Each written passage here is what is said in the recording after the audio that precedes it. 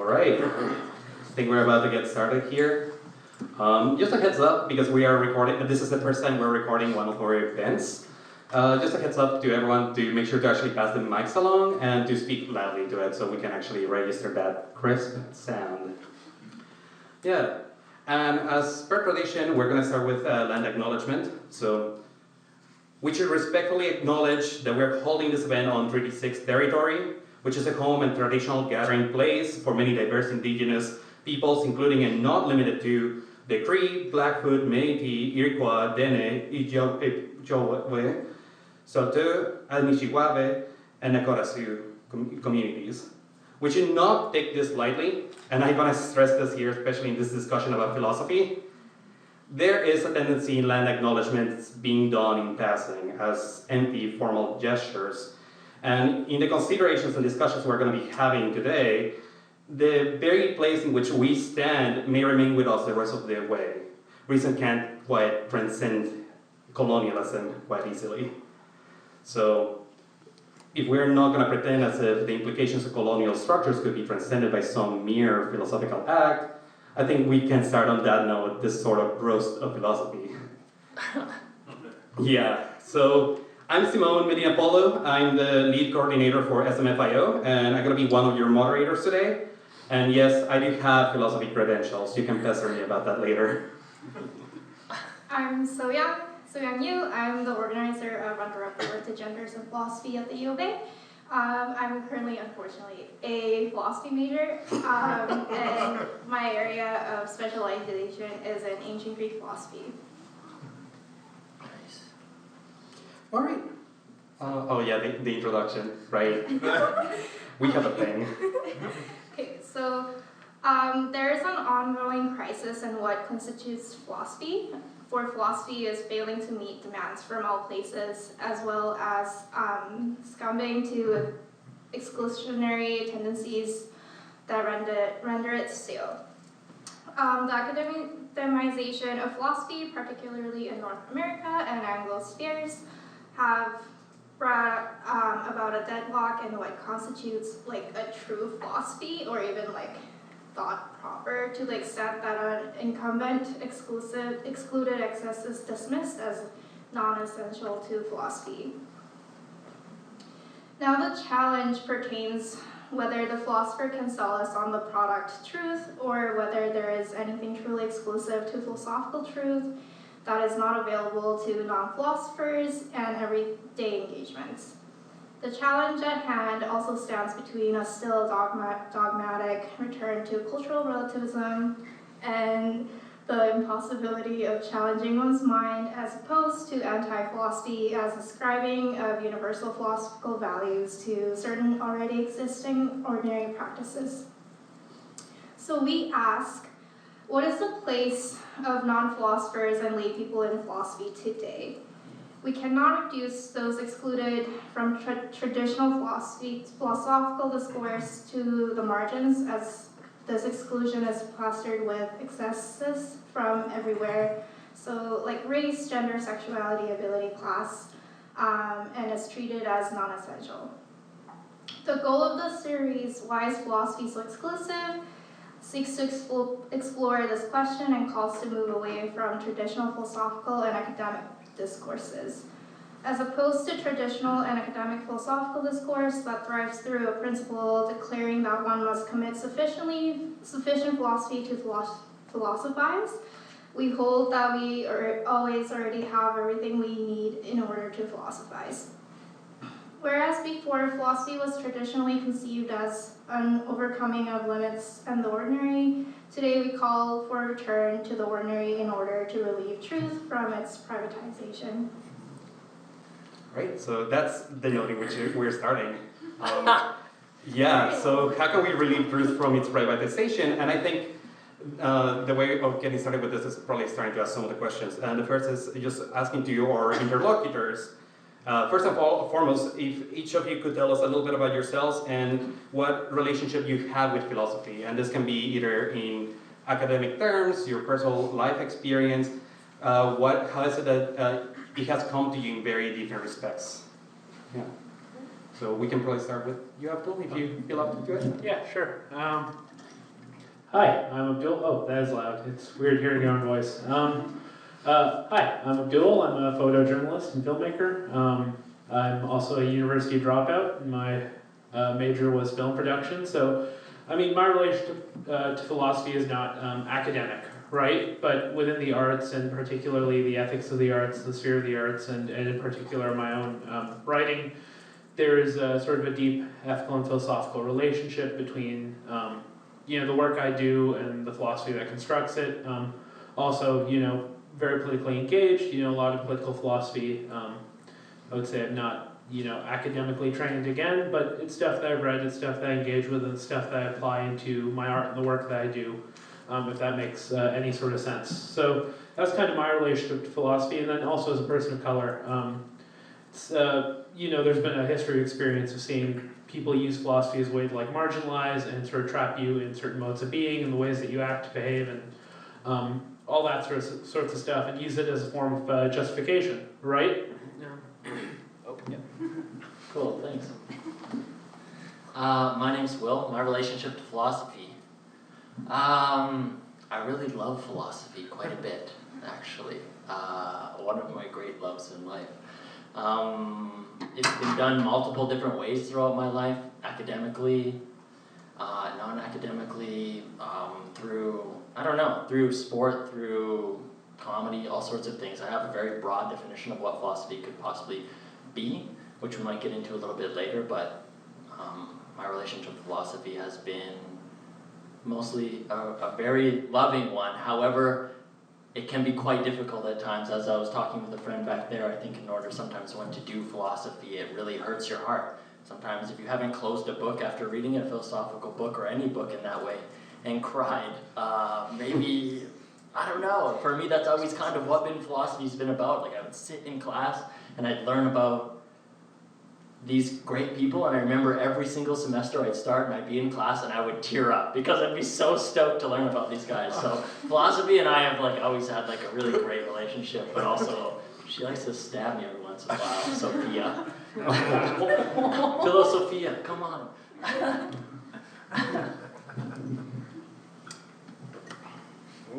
Oh.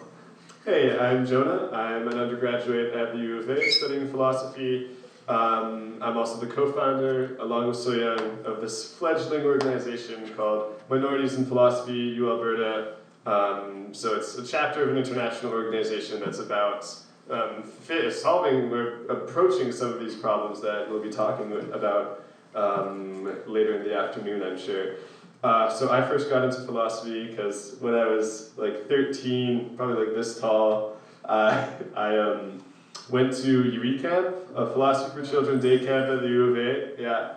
And that was loads of fun for the little, fledgling little bird that I was. And that really got me interested in thinking about these things. I got into, the nerdy part of YouTube, Philosophy Tube, and now it's all, the leftist YouTubers that I watched, so that kind of got me into it. And now here I am, decided to make a degree and possibly a life out of it. We'll see.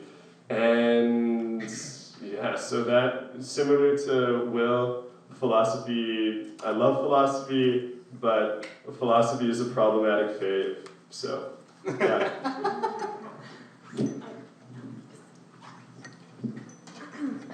Hello, my name is Amy, and currently I'm doing an undergraduate finishing a psych degree, which is exciting. I also have another degree in kinesiology, which, if you don't know, it's just a fancy term for the study of human movement, so I worked in fitness for quite a while.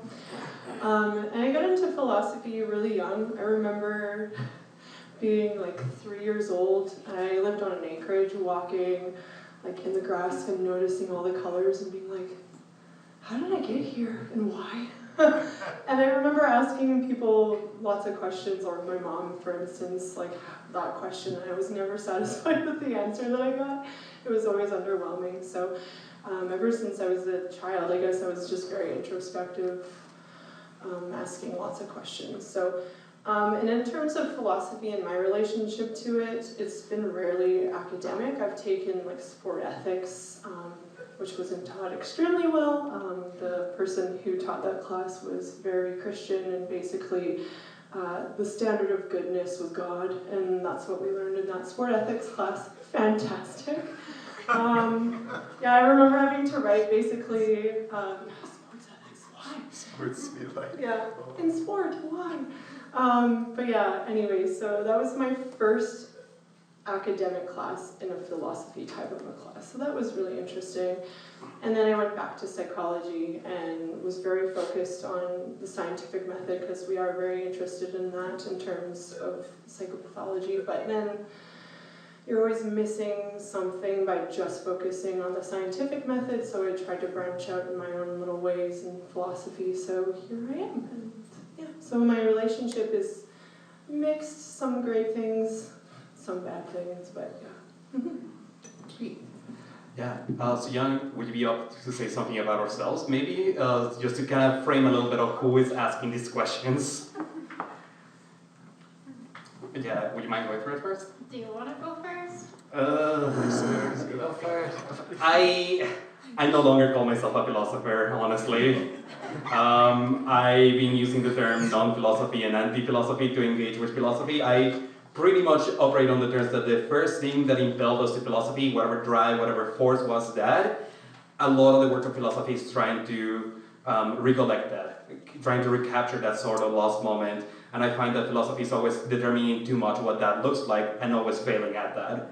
So I find that that's one general problem in philosophy that I'm generally satisfied with, and consequentially, the root of a lot of issues that we have that are non-philosophical cannot quite be addressed in philosophical terms as easily.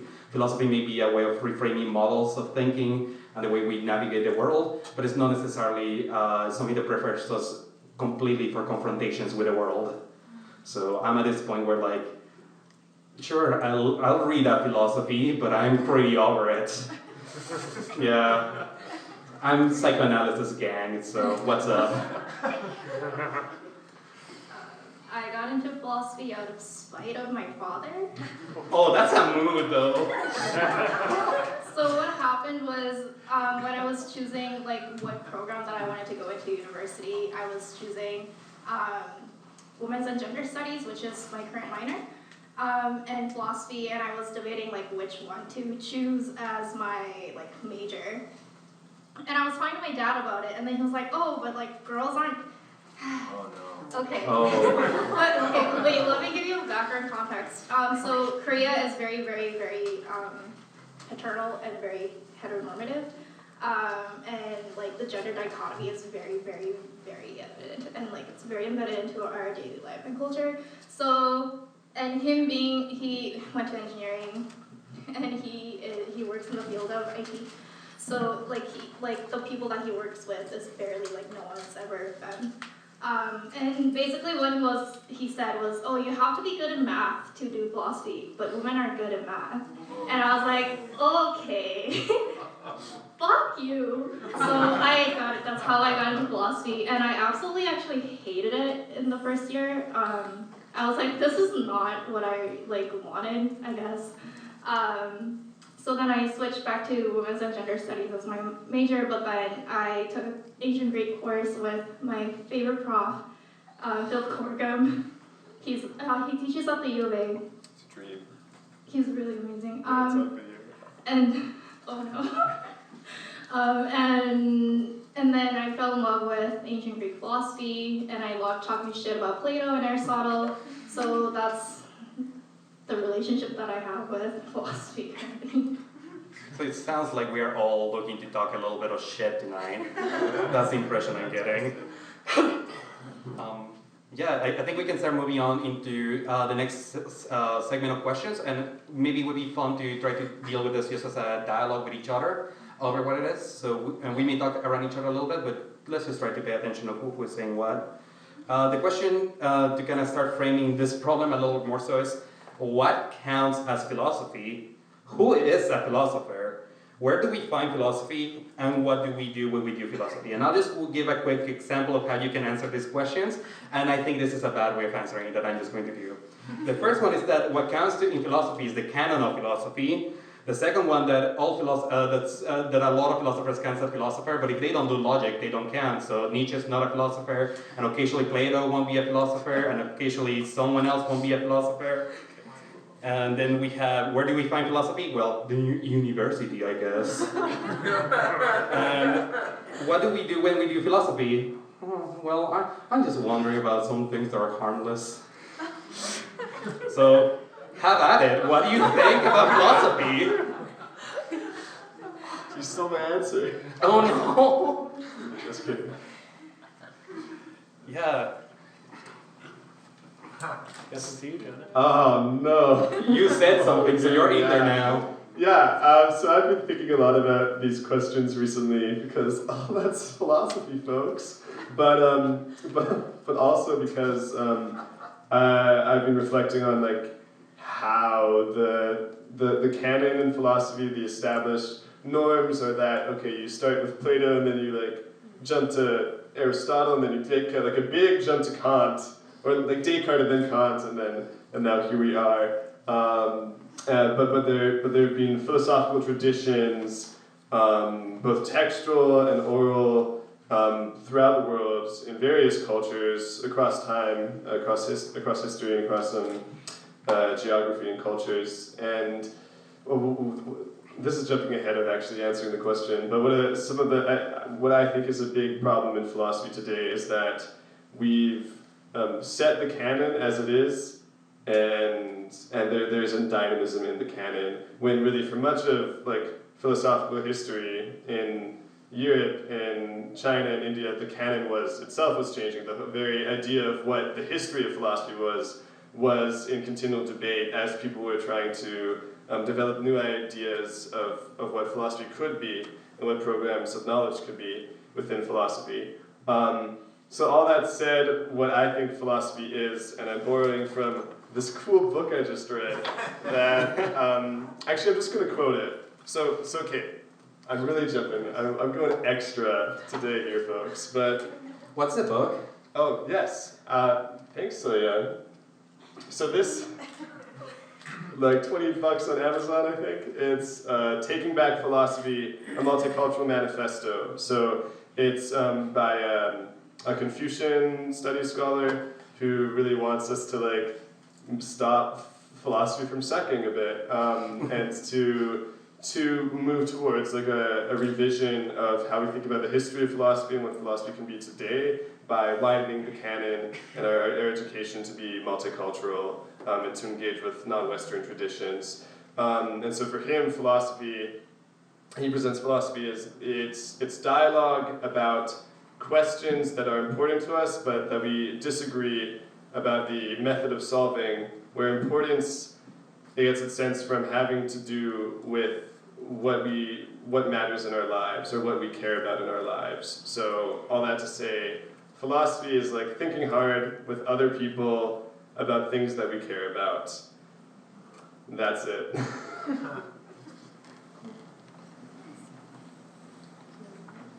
I mean, just to give a few more examples too, we can think about like, can philosophy be photography? Can philosophy be doing a practice with someone in terms of like doing social work, in terms of doing any sort of counseling for anyone, in terms of engaging with people in music, arts? What are the modes of philosophy? Has philosophy been restricted to certain ways in which we presume too much about what counts as philosophy? Yeah, that's one of the hard things. As you've been talking about philosophy, I haven't totally known what you've been talking about this whole time. Like, I assume that you're talking about the institution, right? Like, institutional philosophy is what's bad with the world, but there's so much gorgeous philosophy that can be done in other places, and I don't know if saying that just because the institution is doing it improperly, philosophy is dead, which I'm sure you would that's say as well, right? Yeah. And sorry. Go for it. It's really interesting that you talk about like the philosophy canon. Can photography be philosophy, or can social work be philosophy? I always have about academia specifically is like, if we can have regional artists, right? Artists who are well known, make a living based out of Edmonton, Winnipeg, any city. If you can have regional writers or regional poets or anything like that, why can't you have? Is this still on? Okay, cool. Why can't you have regional academia, right? Like, where is the philosophy of the prairies, the philosophy of East Coast, West Coast, like based in location, history, and kind of the cultural dialogue that grows up out of regionality, right? The canon is a really interesting place to start, but what happens when that trickles down into specific spaces, right? Like that. That's pretty much mine. Yeah, and like just kind of building upon all that, even just looking in the history of philosophy, like philosophy has really impacted a lot of different fields of study, particularly in psychology. Even the scientific method was born out of like empiricism. So like in that sense, I think sometimes like we assume that to be a philosopher is somebody who graduates from philosophy in the U of A or whatever. And it's a very much you take these courses in philosophy to learn how to philosophize, which is like, yeah, if you want that piece of paper that says that, great.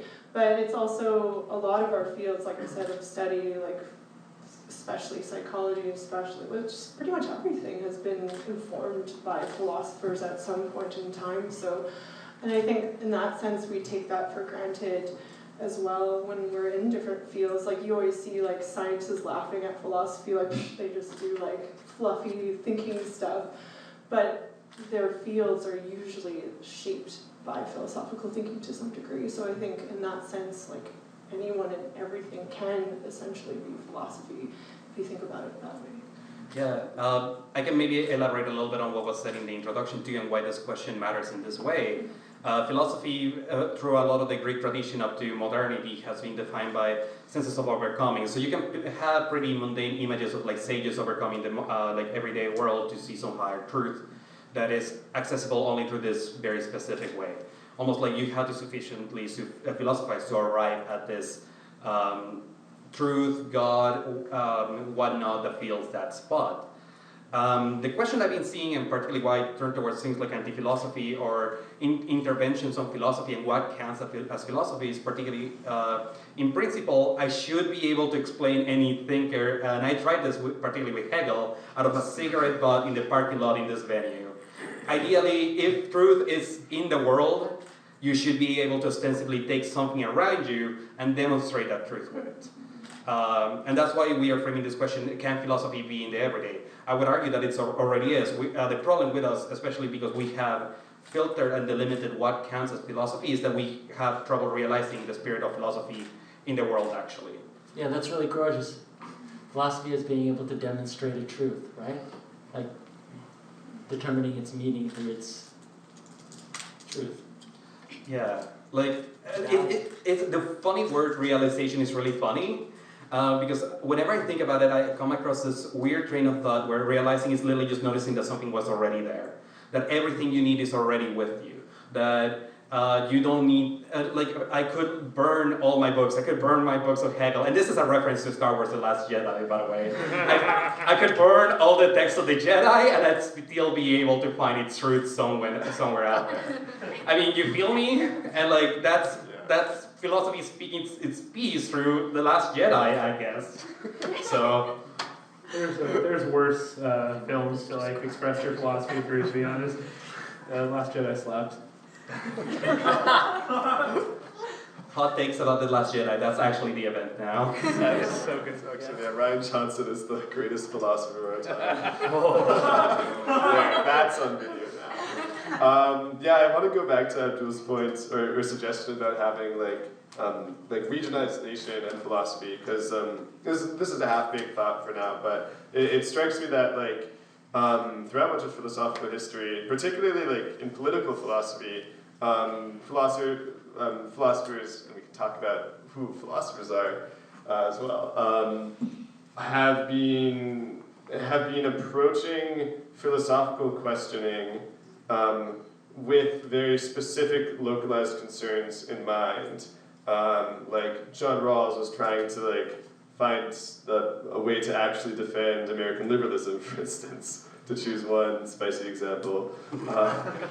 Right. So I think that there are examples in the history of like models for that kind of thing to happen, and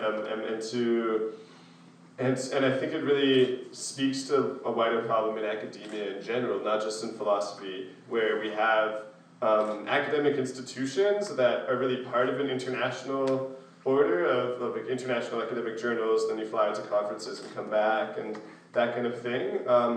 But these institutions don't necessarily have deep roots in the locations that they're in the cities they're in. Let's fix that. So what I'll say for now. Yeah. Yeah, like that's basically the principle in which SMFIO, for example, operates. Like, we should be able to find these things there. We shouldn't have to necessarily be experts necessarily, but we find different ways of accessing this thing, these points of avenue. And this comes down to this question of how to access truth, how to access being, how to access all these things. It's been a debate between many philosophers for many years. One example would be a debate between a couple of people, Martin Heidegger and Rudolf Carnap, who argued that metaphysics, so this discussion about beings, about the relationships between beings, and just the general question of being as all-encompassing of any one of these specific things, how is it that we face this question in terms of very different approaches to taking it. So for example, Carnap tries to logically filter language as a way of eliminating metaphysics or speculative thought. So we're not saying bullshit, and we are actually doing science of some form. Now, Heidegger, for example, takes a very different approach. He actually says that logic is not the way of doing this, but actually poetics have a more immediate way of engaging with the world as it discloses itself. And these are very idiosyncratic ways of engaging with this. You can immediately tell that the relationship a scientist may have with philosophy will be very different of that of a poet. That they will relate to the ways of determining any one question in philosophy very differently. So the biggest problem with philosophers, I would say, that the moment we ask any one question, the question is already too presumptuous. It's already determining too much of what the domain of answers may look like. Generally, this is a problem of methodological filtering altogether. So, what does that mean? I have a question for you. So there's the idea of pinning down philosophy, right? We pin down philosophy in the institution, we pin down philosophy in other ways through arts, and it's through its pragmatic abilities. I wonder if, because it seems evident that in this case that philosophy simply is, it has multiple definitions. And to have a roast of philosophy and a roast of academic philosophy seems like a roast of really just one specific type of philosophy. But in some ways, like, there's reasons why it should be roasted, and there's also reasons maybe why it shouldn't, because these spaces exist for different types of people who want to do philosophy in different types of ways as well. But yeah, I mean, we can call it the roast of philosophy. It's just so the academic philosophers don't feel persecuted. Yeah. Yeah, but I'm just kidding around. Sorry, Abdul, I think you wanted to say something. Oh, it's okay.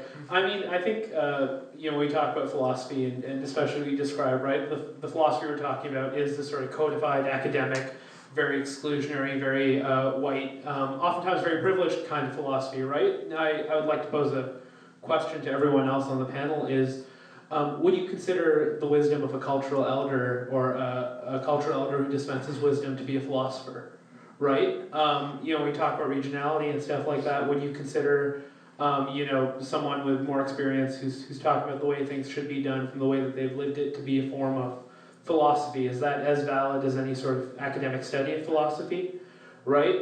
Because that's where I run into philosophy the most is, looking back, like my family in Pakistan or India, or like, my extended family and stuff like that, and the way that philosophy is passed down on almost village level, right? A lot of it in platitudes, but it's still, to me, a form of philosophy, right? Just not codified through any academic strata. And is that valid? Is that invalid? Is to deny it, to deny an entire form of cultural philosophy that has been completely overlooked by, like, Western culture? You know what I mean? It's an open-ended question, but yeah. Yeah, I think that's just as valid, a type of philosophy. And I think a lot of times,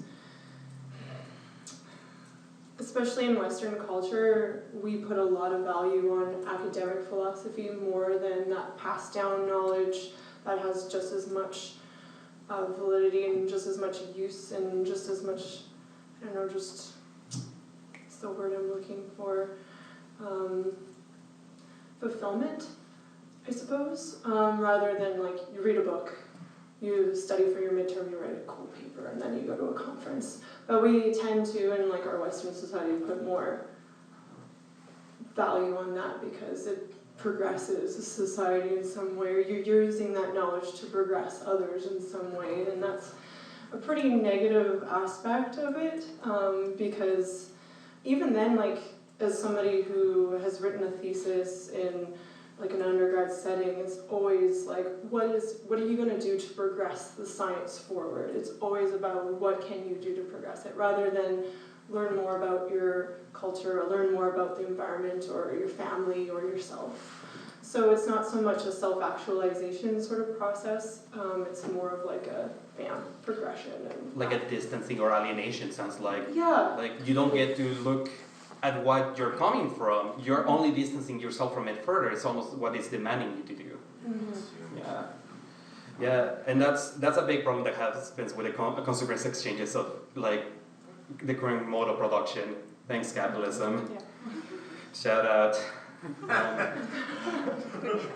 So, should we move to the next question? Yeah. All right. So the next question, and I think we can all start speaking to this, and we kind of have, is what about how philosophy has been historically defined in academia makes it inaccessible? So what is it about the terms in which it has been defined that makes it inaccessible to people? So how is it that we determine philosophy, defined it, basically said too much about what counts as it? Yeah. I think my biggest hurdle that I have to jump over and that I've experienced is the use of jargon and the use of names. And because I'm not a philosophy student, like I said, I'm in psychology, and anytime I try to get into philosophy, it's like, oh, Heidegger said this and blah, blah, blah, and you're like, but what does that mean in the context of this conversation? And usually you get kind of cold responses back, like, ugh, I have to describe this to you now. So for that, I find kind of the use of that, and then anytime I start trying to read a book, I feel like I have to read 5 more books to understand one sentence, which can be extremely hard to deal with. But in terms of academic, that's how I feel in academic philosophy, in my experience. I'm sure there's wonderful professors who are fantastic at not being pretentious about their knowledge. But in my experience, it's been very closed off, and you get a lot of by rules, and read a dictionary. You can learn this on your own, and I don't have time to teach you. You're like, okay, great. Use Google, or why am I paying for this degree? Yeah, exactly. Yeah. Yeah, I really relate to that. I think a lot of feedback that I get from my friends who aren't in philosophy that have taken Phil 101 or Introduction to Philosophy is that philosophers have academic philosophers have a specific way of speaking. That is to say, we talk with that formula from logic that you see. Ifs and thens. Yeah. Yeah, and I think we we use words in a very different way that are used outside of academia. I think a lot of different fields have problems with that as well. But yeah, and it's very unwelcoming. You have to know a lot of background information for you to understand a concept, or for you, because there's so much history within one word, and there's been so much academic discourse about one specific theory that makes it really inaccessible in that way. Yeah. What was the question again? I kind of have it. So the question is, how has philosophy been done, and why is that inaccessible? yeah, it has been defined, put in certain terms. What about those terms makes it shitty? Yes. Yeah. Yeah. Well, to answer that question, I do want to go back to Abdul's question from earlier that about so do we count cultural elders as philosophers? And I think absolutely yes. And I think the reason why some people would want to argue otherwise is that philosophy, as practiced in academia, has been largely text-based, a textual tradition from Europe. Whereas ultimately, though, I think that philosophy is first and foremost an oral practice, and that can be transmitted through generations between people, and that's about about discussing and communicating with one another, and that's really the heart of it. And so for that reason, I think that philosophy in the broadest definition, I think in a definition that isn't contingent on these, the existing tradition, is about thinking about values and reality and transmitting that to others. There have been recently traditions or movements in philosophy to specifically in African philosophy actually to do philosophy with the worldviews and the cultural knowledge of some sub-Saharan African societies and cultures and cultural elders, which is a really interesting area that built up in the 20th century and is growing, and there's a similar kind of thing happening with indigenous philosophy. So but there's of course a disconnect still between that and the academic mainstream. And I think, maybe because I'm doing a philosophy degree, that academic ways of doing philosophy aren't like inherently pernicious, but there are ways that the academy could open itself up to different approaches and different kinds of methodology, and leave that there.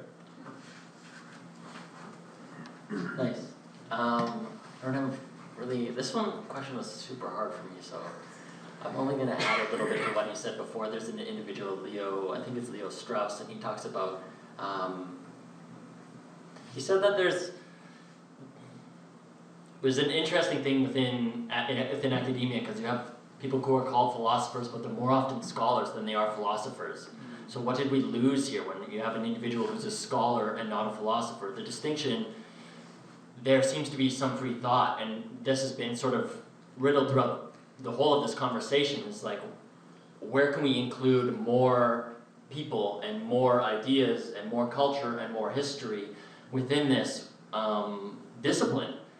And really all I have to do is add that, it's an interesting thought to think about as the people who hold philosophy to positions being scholars rather than philosophers because of the lack of sort of nuance within that.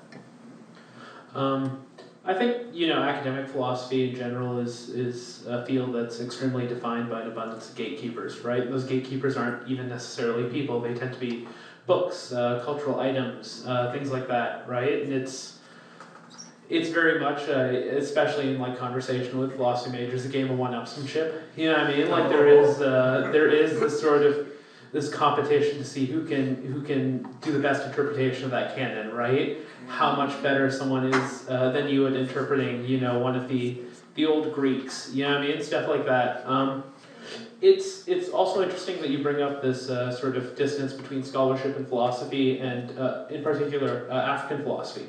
Right? Because from my understanding of the way African philosophy or Eastern philosophy or non-white philosophy tends to be perceived, and I might be wrong, it tends to be perceived as valuable for its historical value rather than its philosophical value, right? When they saved the Timbuktu manuscripts a couple of years ago from, I forget, some terrorist group or something wanting to destroy them all, right? The move to protect them was based on their historical importance and their historical value rather than their ability to contribute anything to the philosophical discourse, right? It tends to be, that's the kind of ways I see that philosophy as an abstract tokenizes Eastern philosophy or non-white philosophy, right? And that's one of the ways that those gatekeepers come up. And sometimes it's as simple as, oh, you haven't read that book, well, your opinion's not valid, right? Stuff like that trickles down to like mainstream discourse and in a lot of other ways, right? Oh, you haven't sat through 5 hours of this guy's videos, you don't have an opinion, right? Stuff like that. Yeah, I'm gonna do a quick deconstruction actually of a few comments that were said here. Particularly, I'm gonna take up from Jonah mentioning something about the oral tradition of philosophy and the transmission of philosophy, but also the example that you just gave about the Timbuktu documents. I don't think philosophy is primarily a spoken practice. I definitely think, especially when we engage with questions like rhetoric and orality is a form of access to philosophy realizing itself.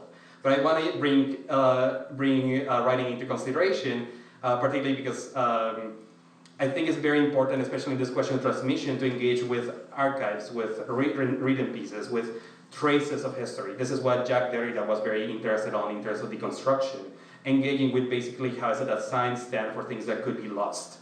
How is it that, for example, an archive won't contain the person who they are an archive of.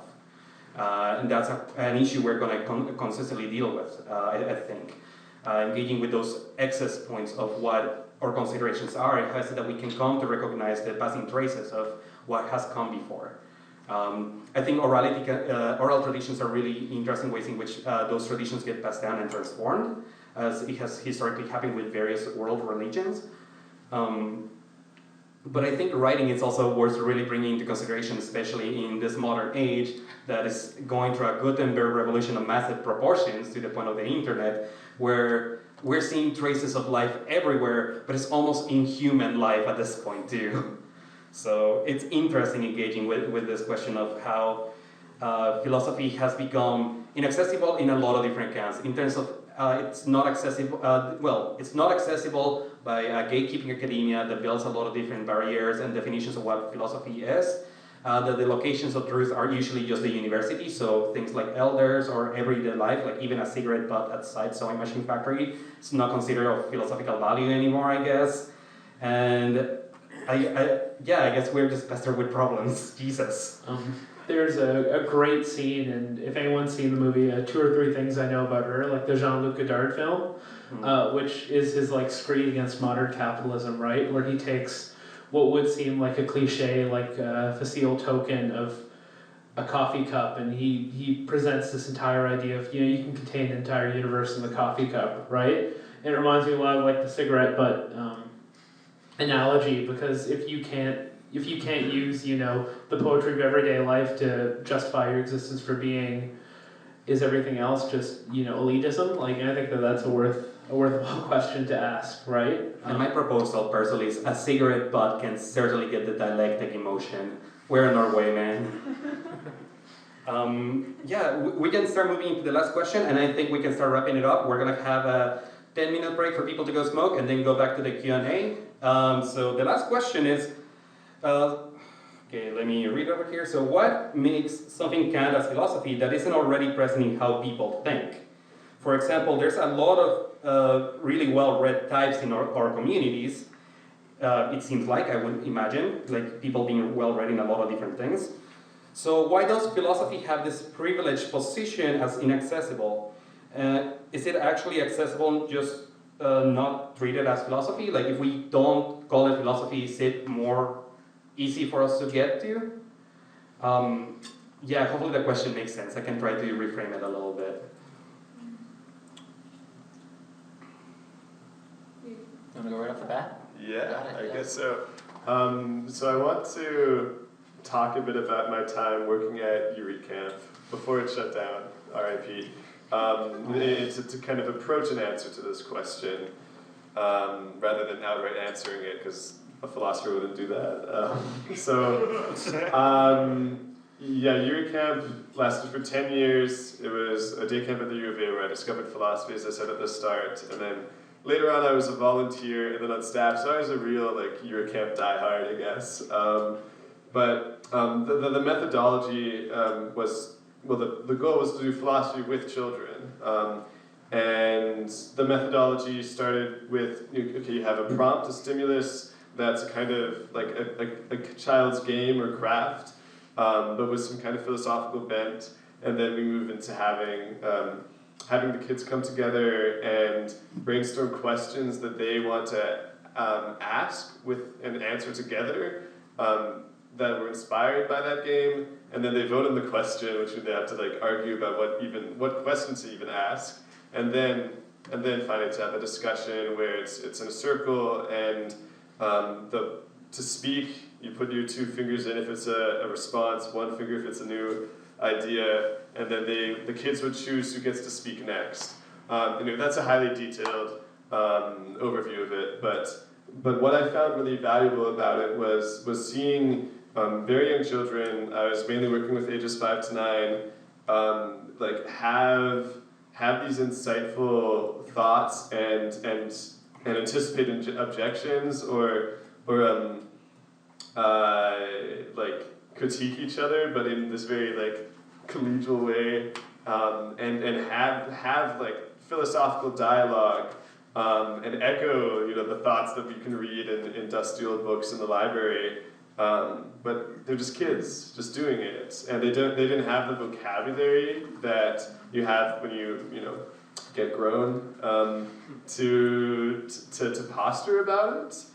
But instead, they were just having this raw discussion, with like no holds barred, no filters, and I thought it was beautiful. I loved it, and all this to say that anyone could do philosophy, because I think philosophy in the sense of like thinking and questioning and discussing, dialoguing with each other is a human activity, at its very core. And so your camp was one way to try and get kids hooked in early, but there are other ways. I don't know.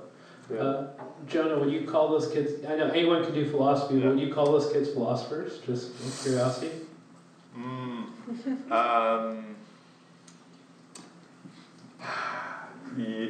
Yes. Let's say like a tentative yes. Very tame yes. A tentative yes, and that is a fair question. That is a fair question, because I've thought mainly about the question of what counts as philosophy and what philosophy can be, and less about the question of who counts as a philosopher. So thanks for needling me on that. Fair enough. I'll go home and have a big think about it.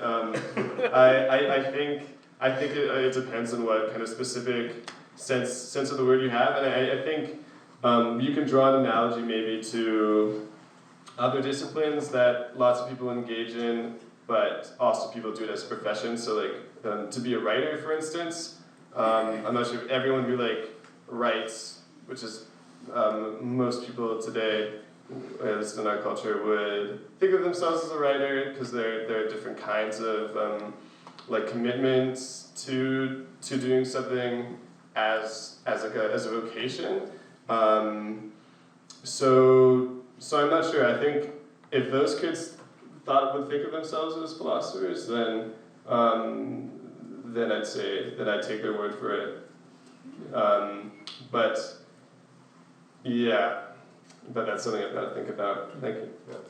Like, I wonder if it would be a little bit better if we just didn't call ourselves philosophy. Philosophy just happens. And because we're dealing with this problem, like who gets to have the claim to be a philosopher, right? And that has come with so many issues that I'm very tempted to also go the opposite route, in that no one can be a philosopher. The true philosopher is nowhere, and the only way in which we can come to terms with that a little bit is when we see people that we don't expect doing philosophy. So the easiest example is the classic Socrates.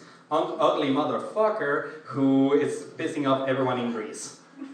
Like, no one would expect this guy to be a smart guy, but now he's just using his smarts to piss off everyone to the point of getting killed. Yeah, if Socrates showed up like outside the venue today, we'd like avert eye contact. Oh, that's true. Boom. I also volunteered at your camp, but I wasn't as committed. Good. Because I just can't with children. I just cannot. But I remember, like, I was sitting in a circle with the group that I was with, and we were talking about what is beautiful. And these were kids that were like, I don't remember, but they were young and very small. And they were talking about, like, one of the like, the kid was just like, everything is beautiful. And then the other kid was like, what about shit? Like, what about poop? Like, that's not beautiful. And then we had this whole discussion about, like, how to define what beauty is and, like, why this matters. And I was just sitting there and I was just like, what the fuck is happening? Right? Like, I was blown away. But, I think that it really shows that, I think they are philosophy, because that's how, like, we did philosophy. I think at the beginning, like, when philosophy was, like, a new thing, especially in ancient Greek philosophy, as, like, Socrates was, like, jerking off people and, like, pissing other people off. And I think like they themselves didn't really have like a really good concept of what philosophy was at that time, but they were doing what I think is considered as philosophy, just as like the little kids were when they were talking about poop and what counts as like something that is pretty and like, yeah. So is it a problem once we start developing a concept of philosophy though? Because then we're trying to reconstruct what is it that we're doing in this kind of primal scene of being children, not having quite a concept of philosophy, but doing it without having a concept of it. Is the problem that we start developing a concept of philosophy that then starts regulating what we think counts as thought, that counts as philosophy, to the point that we are now starting to question ourselves, are children philosophers? Just because we're so hung up on ourselves now. Totally, like, who is this question even important to? Right? Like, what does it matter who we deem a philosopher is, right? And how we deem someone, the ways in which one person should think, and so we can have this sort of power of saying, that guy's a philosopher, that guy is definitely not a philosopher. Like, what is the point of that? I think it's interesting that we're having this like even discussion, right? Because it's something that would be relegated only to philosophy. Like I think of it as in art, right? Or in the process of artistic creation, you can talk about the philosophy of an artist and no one will think twice, right? No one will think twice about the relationship between the artist and the philosophical process that goes into the creation of the work, right? But these sorts of qualifiers as to what is a philosopher don't apply in art. We can talk about the philosophy of it, we don't consider them philosophers. However, we can have an ongoing discussion about, are philosophers? You know what I mean? Like it's interesting to me. I don't even know what the point I'm making there is, right? But like I would consider any artist who puts in, who has a process by which they want to produce result to be a philosopher in some way, right? We just don't tend to think of it that way. Yeah, I agree. And building up on that, I just have a question right now is like, do we define philosophy based on how we set up academia in general? Like you specialize in philosophy, therefore you're a philosopher? Like is that where the term is originating from? Is that what we think of as a prototypical philosopher, right? So is it because we specialize so much in academia that's why we're asking this question to begin with? I don't know if it's Right. interesting. Yeah, that seems somewhat accurate to me at least, yeah. I mean, academic philosophy, it says at least one concept of philosophy that has built this anxiety in us to search for, okay, so you're not a philosopher, but you're a philosopher, but you're not a philosopher, and you're a philosopher. Where's your degree? I want to see. You know what I mean? Like that's My what credentials I'm are gonna- yeah. Yeah, I mean, take it to its natural endpoint, you know, the question you could ask is like, well, what is the purpose of academia as an abstract, right? And academia and intellectualism are not necessarily, you know, inextricably linked. So I mean, you could even ask, is the whole purpose of academia just to codify a certain way of thinking, a certain way of being, a certain way of perception, right? Of codifying what is the normal, and then everything works on that baseline, right? I don't know. I think it's a valuable question to ask because, you know, there's plenty of great intellects who aren't necessarily academic or not born out of the academic stream, right? You see that all the time, all over the place, especially today, right? So we're pretty much coming to the point of wrapping up. We can make some last comments, and if you want to say something that may lead up to questions and answers. Well, I only want to reconstruct a little bit because we kind of pulled it all apart. Like, what is a philosopher? Who cares what a philosopher is? Doesn't matter if we define these guys. But also classically defined, we have the word philosophy, which is the lover of, like, love of wisdom, philosophia. And you have these more ancient ideas of knowledge and getting to know oneself. And maybe the difference between someone who's well-read and someone who's a philosopher is this idea that someone who's a philosopher, it's about engaging with who you are and changing who you are and really grappling with these existential questions and whatever other metaphysical, ontological questions that are coming up through the books that you read to change the person that you are, rather than just the sort of acquiring of knowledge as maybe someone who is a well-read individual may do, right? Right. Maybe it is just this idea of knowing yourself better. Maybe someone who hasn't read Hegel understands Hegel than as someone that has really read Hegel. May be like that. The only thing I would say to what you said is, I think that anyone who's well-read, like a caveat of being well-read is being able to critically grasp and critically engage with what you're reading, right? Which isn't in a way, I feel like ties very neatly into philosophy, right? Because you have to challenge yourself as you read things. You have to critically engage with it in a way that might make you uncomfortable or might make you think about something outside, right? Like, I think very few people pursue knowledge just for the sake of having that knowledge. They pursue it to kind of broaden their horizons and to engage with it, right? Even if they're not necessarily externalizing that the way your archetypal philosopher might, right? Right, like the degree to which they're doing the self-uncovery is maybe different, or just... I would argue it's more hidden. Yeah, I would argue it's just not voiced in the way that you would consider a philosopher, again, the archetypal philosopher voicing their relationship to it, right? But no one reads something and says, I'm going to pocket the text of this into my memory bank and leave it there, right? We always have an emotional, intellectual reaction to something, and it changes us in some way, for the better or for the worse, but that's up to us to interpret and relate to, right? I don't know, just... Yeah, I mean, so in which case, that person's also a philosopher. So we went from maybe no one and not really mattering to maybe everyone being a philosopher. So that means we're roasting everyone. Yeah. So you're all a part of this. Welcome to the roast of philosophy. We're all philosophers! The true universality of philosophy is that we are all fools. Yeah. The last boss you have to roast is yourself, right? That's how you come to truly know yourself. By roasting you. Alright. So anyone else, anything else to say before we go for smokes and whatnot? Okay, well, see you all in 10 minutes. Whatever you're doing in between, and we're gonna come back to the questions and answer section. Yay!